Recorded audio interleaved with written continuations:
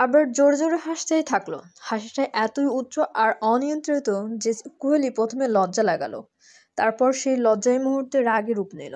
হাসছেন কেন এত? কোহলি গম্ভীর গলায় বলতেই আবার আরো জোরে হেসে ফেললো। আর সহ্য হলো না। কোহলি তাড়াতাড়ি বালিশটা তুলে নিয়ে ধপাধপ করে আবরারকে মারতে শুরু করলো। এই এভাবে মারছো কেন? আবরার হেসেই বলল। উত্তরে কোহলি আরো জোরে বালিশ চালালো। রাগে তার মুখ লাল টকটকে হয়ে গেছে। আবরারও চুপ থাকলো না, দ্রুত পাশ থেকে আরেকটা বালিশ তুলে নিয়ে কোহলির উপর বালিশ আক্রমণ শুরু করলো। রুম ভর্তি ধপ ধপ শব্দ আর আবরারের জোরে হেসে ওঠা। থামুন, কোহলি রাগে চেঁচিয়ে বলল। কিন্তু ততক্ষণে আবরার নিজেও বালিশ যুদ্ধে লিপ্ত হলো। এক সময় বালিশের সেলাই ছিঁড়ে ফুস তোলা ছুটে বেরিয়ে এলো, বাতাসে উঠতে থাকলো। কোহলি অবাক, এটা কি হলো? কিন্তু আবরার তো থামার পাত্র নয়। তোলা উঠতে দেখে সে আরো জোরে জোরে হাসতে লাগলো। দুজনের দমে মরতে মারতে বালিশের ভেতরের তুলাগুলো চারদিকে ছড়িয়ে গেল মেঝেতে, বিছানায়, বাতাসে, এমনকি দুজনের চুল ও জামাতেও লেগে গেল। কোহলির মুখ রাগে লাল, কিন্তু চোখে এক ধরনের চঞ্চল ঝিলিক। আবরার সেই রাগটাকে উপভোগ করছে, ঠিক যেমন বাচ্চারা বৃষ্টির পানি দেখে খুশি হয়। অবশেষে রুমটা যেন বরফ পড়ার পরের দৃশ্য। চারদিকে সাদা তুলা, আর তুলার মাঝে দাঁড়িয়ে দুটি মানুষ। একজন রেগে লাল, অন্যজন হাসতে হাসতে চোখের পানি আসছে। বালিশের ভেতরে সব তুলা ছড়িয়ে পড়তেই আবরার হঠাৎ সুযোগ বুঝে দৌড়ে রুম থেকে বেরিয়ে গেল। এই দাঁড়ান! কোহলি বিস্মিত হয়ে চেঁচাতে না চেঁচাতেই আবরার সিঁড়ির দিকে পালালো। কোহলির সঙ্গে সঙ্গে রাগে হাসিতে এক মিশ্র মুখ করে তার পিছনে ছুটল। দৌড়াতে দৌড়াতে কোহলি চিৎকার করে বলল, আপনাকে পায় আজকে, আপনার হাসা বের করব। অসভ্য লোক! এভাবে হাসার কি আছে? নিজেই অসভ্য কথা বলেন, নিজেই আবার হাসেন। আবরার নিচে নামতে নামতেই হেসে বলল, পারলে ধরে দেখাও, ধরতে পারলে তারপর কথা বলবে। বলে সে আরো গতিতে দৌড়ে নিচ তলার নেমে গেল। কোহলিও হাঁপাতে হাঁপাতে তার ঠিক পিছনেই ছুটল। দুজনেই পদক্ষেপে পুরো বাড়ি কাঁপছে। ধাপ ধাপ ধাপ। সিঁড়ির প্রতিটি ধাপে কোহলির রাগ আর আবরারের দুষ্টু হাসি প্রতিধ্বনি বাজছে। আবরার সোজা বাড়ির বাইরে বেরিয়ে গেল, তার শ্বাস দ্রুত, চোখে দুষ্টু ঝিলিক। কোহলিও পিছনে পিছনে ছুটতে লাগলো, চুল এলোমেলো, মুখ লাল, রাগে লজ্জায় নিঃশ্বাস ফেলে ফেলছে। বাড়ির মেয়ে দূর থেকে সব দেখে থমকে দাঁড়িয়ে গেল। আবরার আর কোহলির এভাবে দৌড়াদৌড়ি, চেঁচামেচি, হাসাহাসি সব দেখে সে পুরো অবাক, কিন্তু কিচ্ছু বলার সাহস হলো না, শুধু নিঃশব্দে দেখলো।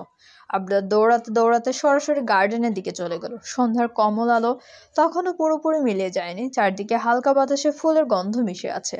কোহলি ঠিক পিছনে, রাগ আর লজ্জার মিশেলে মুখ লাল হয়ে ওঠে। আজকে আপনাকে ধরলে ছাড়বো না আবরার! এত হাসির কি আছে, অসভ্য লোক! কোহলি হাঁপাতে হাঁপাতে চেঁচিয়ে উঠল। আবরার হেসেই চলল, পারলে ধরে দেখাও, বলেই সে আবার দৌড়ে গার্ডেনের এক কোণে ঢুকে গেল। কোহলিও পিছনে যায়, তারপর তারা আরেক দফা দৌড়ায়। দৌড়াতে দৌড়াতে এক পর্যায়ে করে আবরারের চোখে পড়ে রঙিন ফুলের পাশে পড়ে থাকা পানির পাইপখানা। চোখে দুষ্টু হাসি ফুটে উঠল। তার ঠিক তখনই কোহলি প্রায় তার কাছে এসে পড়েছে। এক মুহূর্ত দেরি না করে পাইপের মুখ ঘুরিয়ে দিল। আবরার ঝাপা করে পানি উড়ে গিয়ে লাগলো কোহলির গায়ে। ঘটনাটা এত দ্রুত হলো যে কোহলি ঠিক কিছুই বুঝে উঠতে পারলো না। কয়েক সেকেন্ড স্থির হয়ে দাঁড়িয়ে শুধু পানি ঝরতে লাগলো তার চুল, মুখ, পোশাক বেয়ে। চোখ দুটো বিস্ময়ে বড় হয়ে গেছে। আবরার দূর থেকে হেসে বলল, এইবার ঠান্ডা হবে নিশ্চয়ই। কিন্তু পরের মুহূর্তেই কোহলির চোখে সেই পুরনো দুষ্টু ঝিলিক ফিরে এলো। সে বজ্রগতিতে এগিয়ে গিয়ে আবরারের হাত থেকে পাইপটা সে নিয়ে নিল। তারপর বলল, এবার বুঝবেন মাফিয়া সাহেব। বলে সে একই জোরে পানি ছাড়ল আবরারের উপর। আবরার প্রথমে হতভম্ব, তারপরে জোরে হেসে উঠল। গার্ডেনের সব দিকে পানি ছিটকে ছড়িয়ে পড়ছে, দুজনেই ভিজে একাকার, কিন্তু হাসির শব্দ আরো বেশি ছড়িয়ে পড়ছে চারপাশে। ফুলের গন্ধ, ঠান্ডা পানি, আর দুজন মিলে হাসতে হাসতে ভিজে যাওয়া মুহূর্তটা যেন পুরো গার্ডেনকে প্রাণবন্ত করে তুলল। তারপর আবরার কোহলির হাত থেকে পাইপখানা নিয়ে ছুঁড়ে মেরে একটানে কোহলিকে নিজের সাথে মিশিয়ে ফেলে। আবরার শক্ত হাতের স্পর্শ পেয়ে কোহলির চোখ বন্ধ করে ফেলে। আবরার কোহলির দিকে তাকিয়ে থাকে, ওর বারবার চোখের পাতা কাঁপতে থাকে, গোলাপি অধর জোড়া তির করে কাঁপতে থাকে। দেখে ঠোঁট কামড়ে হেসে বলে, মাই ফাকিং হোয়াইট রোজ, তুমি নিজেই আমাকে শিডিউল করো, আর আমি করলেই দোষ হয়। আমার আর আমার ছোট ভাইয়ের আবরারের কথা শোনার সাথে সাথে কোয়েলি ঠাস করে চোখ খোলে ফেলে, তারপর বলে, সিরিয়াসলি আপনার মতো একটা মানুষকে আমি শিজল করি? আর ছোট ভাই মানে? আবরার কিছু একটা ইশারা করতেই কোয়েলি মৃদু চিৎকার করে বলেছি, অসভ্য লোক, কি সব বলে! এই, আপনার কি লজ্জা করে না? আবরার কোয়েলির কোমরে আরো শক্ত করে ধরে নিজের কাছে এনে বলেন, লজ্জা বরাবরই আমার কম, আর যদি হও তুমি, তাহলে তো লজ্জা পাওয়ার কোনো মানেই হয় না। কজ তুমি আমার অর্ধাঙ্গিনী, আর আর এমন না যে প্রথম প্রথম তাই লজ্জা পাচ্ছ। আমি তো এর আগেও তোমার সামনে প্যান্ট ছাড়া থাকছি। কুইলি লজ্জায় লাল নীল বেগুন সব হয়ে যাচ্ছে, তবুও দাঁড় কি কটমট করে বলল, আপনি কি চুপ করবেন? এরকম ঠোঁট কাটা কেন আপনি? আপনার মুখে কি কিচ্ছু আটকায় না? আবার বলে, না বউ, বিশ্বাস করো, আমার একটুও লজ্জা করে না। আর যদি আমার কোনো লজ্জাও করে, তোমারও লজ্জা করে, তাহলে তো আমার আগামী প্রজন্ম হবার কোনো চান্স নেই। তখন সবাই বলবে মাফিয়া কিং এর সিস্টেমে প্রবলেম আছে। আমি কি তা মেনে নিতে পারবো? তুমি বলো।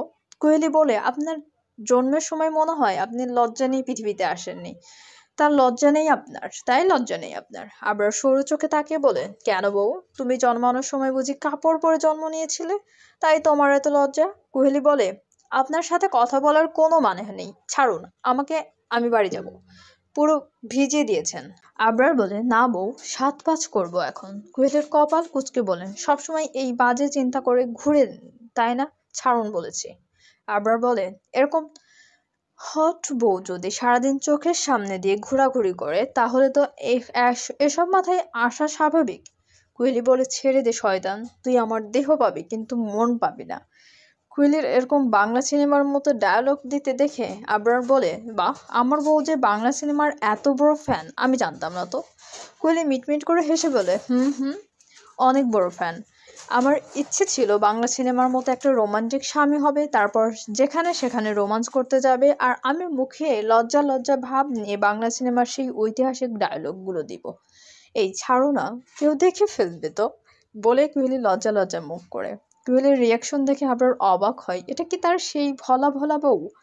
আবরার মুখের ভাব দেখে কুহেলি খিলখিল করে হেসে দেয়। কুহেলির হাসি দেখে আবরারও ম্লান হেসে বলে, খুব দুষ্টু হয়ে গেছো পাখি। কোয়েলের হাসি থামিয়ে আবরার বুকের জায়গায় শার্টের 2টা বোতাম খুলে সেখানে আগে বুকে করতে করতে বলে, আপনারই তো। তারপর বাচ্চাদের মতো ঠোঁট উল্টে আবরারের দিকে তাকায়।